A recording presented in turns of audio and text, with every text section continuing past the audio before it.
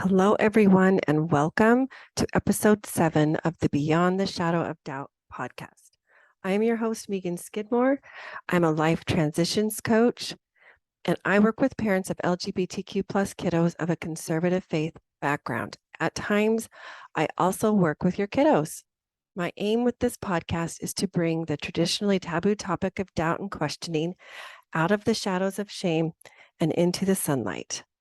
This is the last Wednesday during the month of September. If you've been listening along this month, you know that I have been addressing how allowing rather than denying doubts and questioning contributes to overall positive mental, emotional, and spiritual health. In my studies, I came across a quote that stopped me in my tracks. It said, "Doubt is not the same as unbelief." I was floored. Of course not. Do some suppose it to be? And if they do, what are they making it mean if so, if somebody does in fact not believe? So I'll read on. I found this in an article by a Christian author named Barnabas Piper, where he makes this distinction, 4 differences between believing and unbelieving doubt. I found it very interesting that he starts right out of the gate with this. The word doubt is an uncomfortable one in most Christian circles. It is something that is frowned upon or even condemned in many church circles. But that doesn't stop us from doubting. It just makes doubting shameful for many of us. We don't know what to do with it, who to talk to about it, or how to talk about it. We just know that our questions feel like they are pulling us away from God. Wow, I was floored. So it appears that this shame of doubt is not unique to my LDS Christian sect.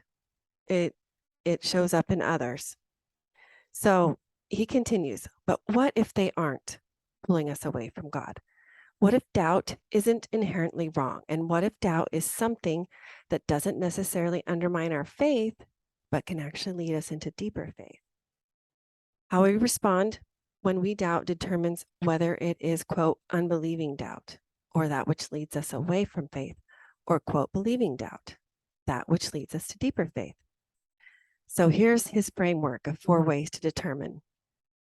Okay, unbelieving or skeptical doubt asks questions in order to challenge, whereas believing doubt asks them in order to learn. Unbelieving doubt takes questions to anyone but Jesus, whereas believing doubt takes questions directly to Jesus.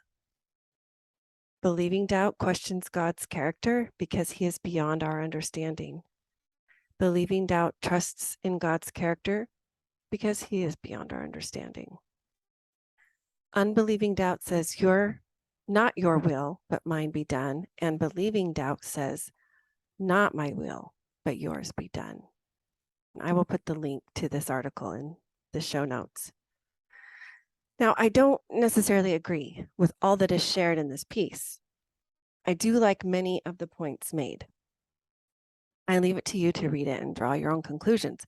What I do like is that he is opening up the conversation about having doubts, which in turn peels away the layers of shame that over time have built up surrounding this subject. So let's address shame for a bit. If you have done any reading of Brené Brown, then you know she has dedicated much of her professional life to studies on shame and its effects on humans.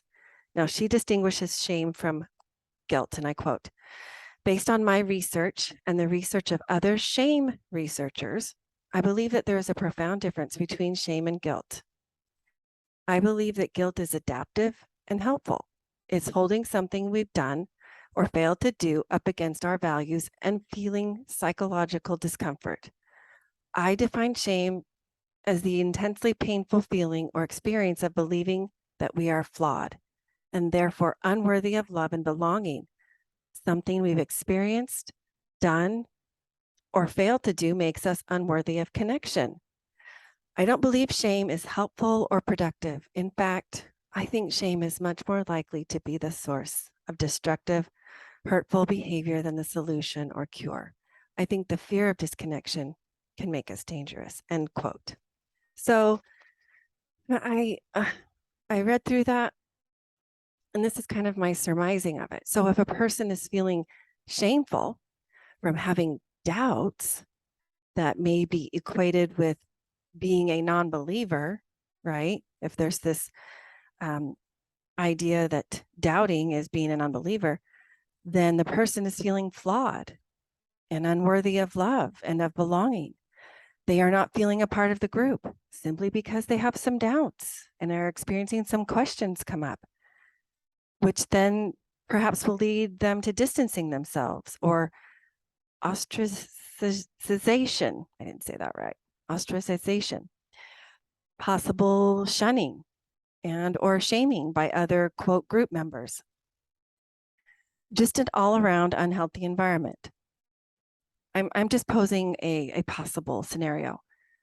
Certainly not an environment where one might feel comfortable asking questions, nor an environment where candid discussions could take place, and nor is it an environment conducive to growth and or change. So I have to say, I wholeheartedly agree with Brene about shame. Not helpful, not productive, definitely more likely to be a source of hurtful behavior, less likely to be a solution or cure. The fear of disconnection or not being a part of the group can make humans do irrational behaviors, even go against their own personal integrity. I suppose it is for this and many other reasons that I started this podcast, and that is to open up and normalize discussions about having questions and doubts. It is, in fact, normal. It is human nature. And when it happens, nothing has gone wrong.